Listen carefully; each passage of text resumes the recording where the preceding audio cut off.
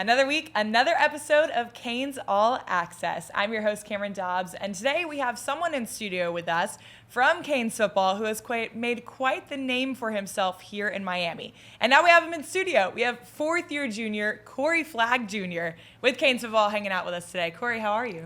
I'm blessed. I'm glad to be here. Before we go off the field, let's stay on the field for a minute because I got you in studio. Right. I got to take advantage of this. So, a big play, obviously, that you had this season was the final play, double overtime against Clemson. Mm-hmm. Walk me through that play. Okay, so basically in that play, Wesley, number 31, he's coming off the edge. He's taking a running back. And I knew that the quarterback was going to end up pulling it. And from there, all I had to do was scrape and do my job. And that was my job. So I scraped, and he pulled it like I expected, and just ran him down. And I didn't want to horse collar him. That was the biggest thing. I didn't want to horse collar him. So I kind of took him with his momentum. He was already going to the sideline. So I really didn't tackle him. I just, took him where he was going already, So. Maybe you should have finished that little shove out of bounds to get that final I wanted to say something to him, but I didn't want to get a flag. You restrained yourself there. But what you didn't restrain was once you got him out of bounds, you were gone. You were running. You were gunning. Was anything going through your mind? Did you know where you were running to? Were you just running in celebration? What was that? So I was running to my pops. My pops, he was in the other end zone, the opposite end zone. And it was actually the game, I think it was the first game that he came to this year. So I was running to him, and it was a surreal moment. It was an exciting moment, and especially for him to be there, it really set it off for me. So. What did you say to him when you got to that corner? I always salute at him when I make a play, when I see him. So I just looked at him and saluted, and he saluted back to me. So it's kind of like he was asking about earlier, the flag mentality. So, yeah. You mentioned the flag mentality. That's something you've hashtagged it on your social media before, but I know it means a lot to you. So describe to me, what is the flag mentality? Right. So I base my decisions off, and I carry myself in a way that my mom, my sister, my brother, and my dad are with me everywhere I go, And that's kind of how I move through adversity. That's kind of how I move through life in general.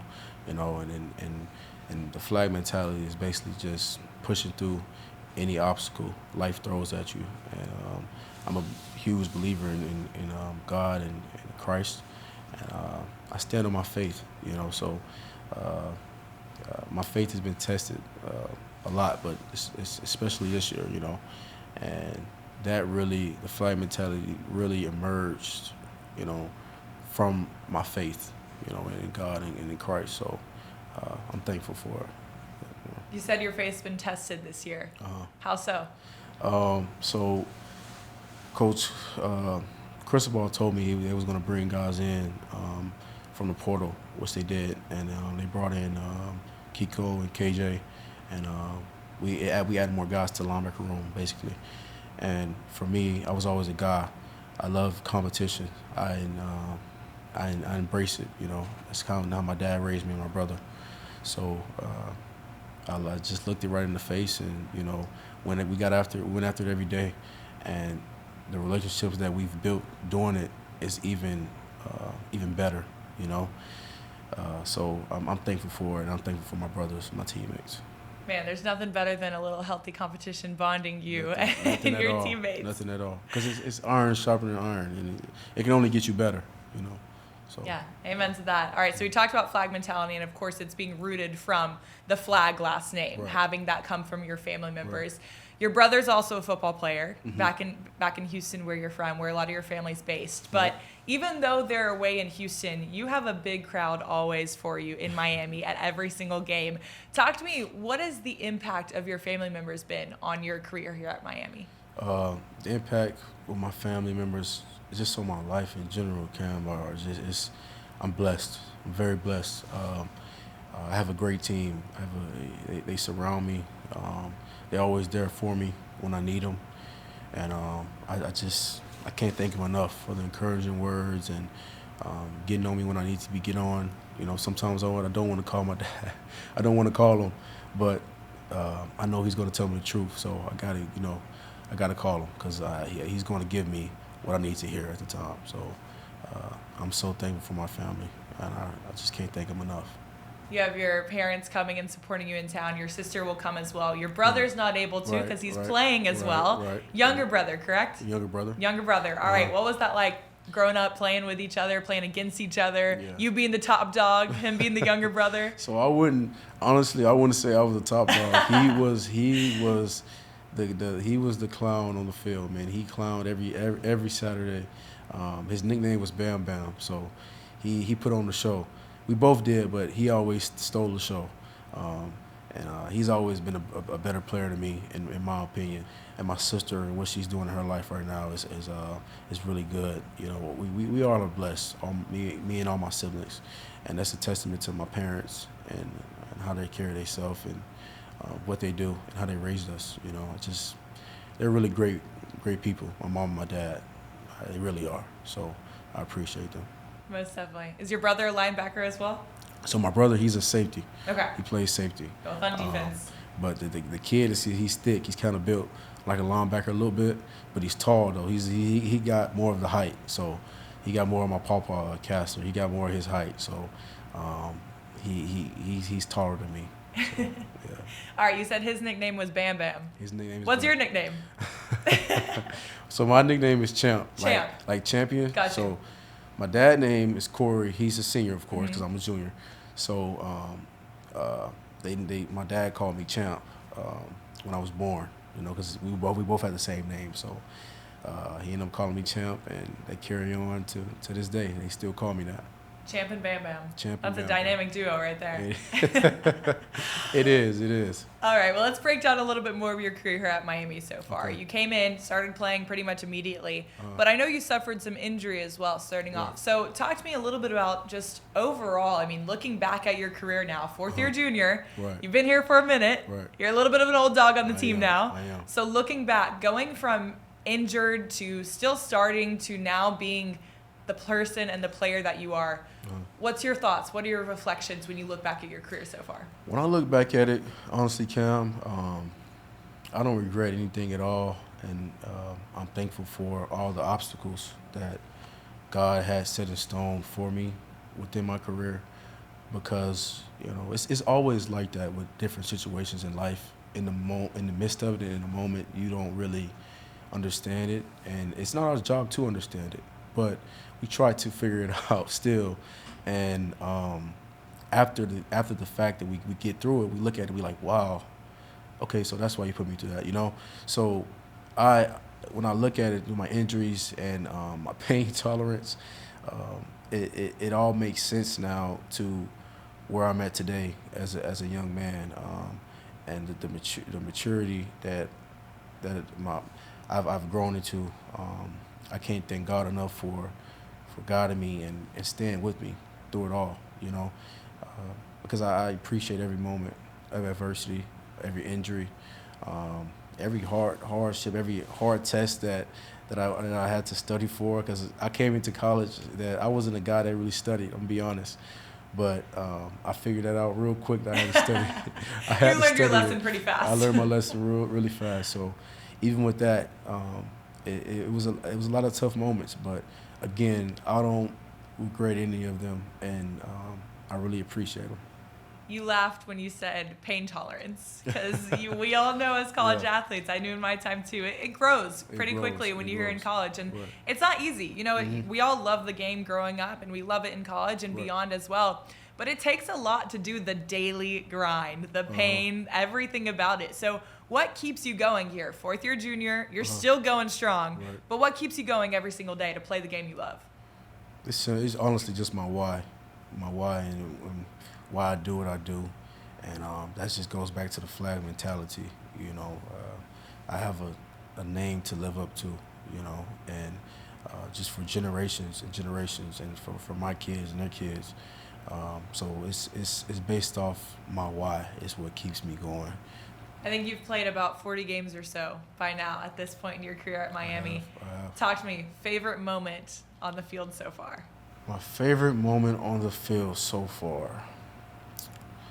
If I would say the Clemson. I would say the Clemson moment. That was nice. That really was. But I think it was when I sacked Jordan Travis in Florida State at Doak, and I plan on doing. Hopefully, we plan on doing it this upcoming weekend. There you go. I'm. It's nothing like getting a sack in Doak in Florida State, man. It's nothing like it. So I'm excited for this game this weekend. But that's probably one of my favorite moments. What's it like, Miami FSU? It's a completely different feeling. The rivalry of it, the week of it, like practice today was intense. I mean, practice is always intense, but it's like you just completely forget about all the other teams in college football, everything around you, and you're just all dialed in on that guy with a feather on his head, with the Seminole. There's nothing else on your mind the entire week. So that's kind of where I'm at now. And building up to that moment is going to be even more juiced up and amped up. So we got to really find balance mentally, because once the game starts, you got to be able to calm down and relax. You play, you're an athlete. You got to be able to relax and focus on your job and your task at hand. So, yeah. And one moment where you guys always look pretty focused and dialed in is cane walk. And when you're, pregame warm-ups, things like that on the field, a lot of you guys have headphones on. Right. What's playing in your headphones pregame? What's your go-to? What gets you in the zone? So Cam, I've always been like this. It's not because I'm an old head now. I've always listened to this kind of music. So first, me before the game, I kind of like to listen to gospel music to kind of ease my mind and just relax. And then once I'm like inside the stadium, I listen to a little old school like Big Daddy Kane, Ice Cube, LL Cool J. And that kind of gets me going, a little Maze. I kind of listen to Maze and Frankie Beverly, so I think about my family and my dad us barbecuing in the kitchen, that kind of stuff, because it reminds me of why I'm doing what I'm doing. You understand what I'm saying? Because I want to do that my entire life with them. I want to hang out, so it gets me going to go out and chase that. You know what I'm saying? So that's what works for me. But those are the kind of songs that I listen to before the game. And you mentioned the barbecuing in the kitchen, a little bit of Corey Flagg outside of football, the person, not just the player. Right. And one thing I know you're also very passionate about and just love is fishing. Fishing. Okay, where did that love come from? So, honestly, I didn't grow up a country boy, but my dad, he was always involved in outdoors, and kind of he always was kind of a country guy and got his hands dirty. But the thing about him was he worked every day for us. He was a chemical engineer, so he didn't have really time. He didn't really have any time for himself. I've never seen a guy buy him anything for himself personally, but he never hung out with his buddies, went out and hung out and stuff like that. He always did stuff with us. So when he did stuff, it was barbecuing, going to shoot a rifle or something, just different stuff. And me and my brother was always with him. We were his buddies and his road dogs. So that's where that kind of came from. And then one of my close friends, AJ, he plays ball too, and he kind of stirred me to fishing. And fishing for me is just a safe place. It's just I kind of escape from the world and what's going on, and just peaceful. There's nothing out there. It's just clear water, and you and your rod, I really enjoy it. I really do, because it helps me escape and just think. So. Are you able to fish a lot in Miami, or is it more so when you go back? Yeah? Here in Miami? You can fish anywhere out here. I fish on campus a lot too. So. Okay. Yeah, we just had Brian Walters on last week. He said he does the same. So apparently that's a trend in our athletic community. It's brackish water on campus. It's a lot of things out there, man. Snook, tarpon, it's kudas. It's a lot of stuff on campus, man. It was surprising to me, honestly. I didn't know that. So when I found it out, I was really trying to catch some stuff out there. Now, do you walk around with your fishing pole like he does? I do sometimes, but okay. I haven't. I did in the summer when I was able to in the Gotcha. summer, but lately I haven't. I've had a lot of time, so. You're a little busy right now. Yeah, I'm very busy. That makes sense. Yeah, that makes sense. Yeah. All right, well, mentioning some more off-the-field moments. Okay. Your time here at Miami so far, what's your favorite off-the-field moment been, whether it's been with your teammates or not? It's a lot, man. Miami has been really good to me. I would say when we all went fishing, me and my teammates. And for me, that was really exciting because it was kind of my idea, and they were coming into my realm of what I do, outside of football, and I really enjoyed it. It was like a dream, kind of, just have all my guys with me, doing what I love to do, and they was enjoying themselves too, and they seen why I love to do it, because it's relaxing, just to get away, do something different, and that was one of my favorite. Yeah, that's my best. Get to show them a little bit of what you love outside of the sport, but still be with your teammates doing the thing you love. Right. That's awesome. All right, well, Corey, you're a vet on the team. So to any rookies that might be watching this, any younger guys, whether they're in high school, on your own team, whatever year they might be, what advice would you have to them about playing in college football? The advice I would have was keep God first, always. Always keep God first. Put God first in anything. Do the good and do the bad, always. And stay neutral. And take one step at a time. And a lot of times we look at just like what's now. Like we always want what's now. This society is just so fast paced as far as trying to get stuff now. Just take one step at a time and have your trust in God. Give it all to God. And if you're really living right and you're focusing on God, then you'll be okay. We try to put so much stress, man, on ourselves, and we don't realize that, God died for us not to live a stressful life, So once you really, truly believe that and see that, you'll be all right, And that's my advice. Enjoy your college experience, Time flies. Enjoy it while you got it. It does. Time does fly. You know more than anyone. I know right there with you too. Corey, I love it. We talked a lot about you, family, fishing, all the above. We got one more home game. One more home game. Coming up. Wow. Yeah. Hard to believe. This season went by pretty fast. It went by so fast. It really did. All right, I got to ask you though, can we guarantee we're going to see the Flagg family present for that last game? Oh, yes. Yes. It's I think it's senior day too, isn't it? It is. Yeah, they'll be here. They'll be here in full Flagg throttle. I love it. They'll be here. We look forward to seeing another salute. You and your pops. Yeah. Hopefully another big moment like that we'll get to witness. I love it, Corey. Well, this was awesome. We loved getting to know you a little bit more, the person, not just the player today, but appreciate you hopping on, and go Canes, am I right? I appreciate you guys too. Go Canes. Go Canes. Ladies and gentlemen, that is Corey Flagg. I'm Cameron Dobbs, and this is Canes All Access. Stay tuned for a couple more episodes the rest of the semester. And as always, go Canes.